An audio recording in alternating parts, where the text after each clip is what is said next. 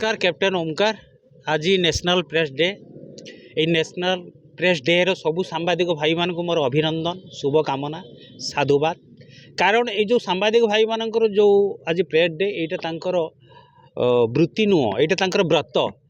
सांबादिक मानकर ये जो सांबादिकटा गोटे धंदा नुहे गोटे धर्म आ विज्ञापनता गोटे निष्ठा विचारधीनता। कारण लोकंर जो समस्या आसे से प्रथमे लोक मान पखरे सॉरी सरकार पाखे उपस्थापन करती।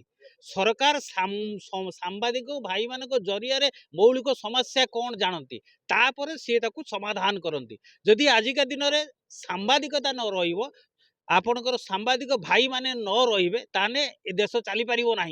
से तो सांबादिक भाई मान को चतुर्थ स्तंभ कहुई।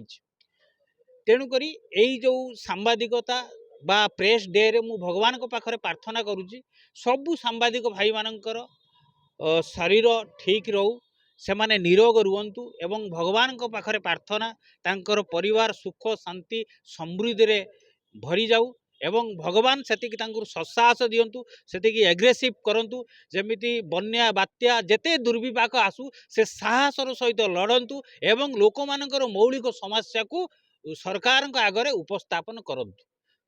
जय जगन्नाथ।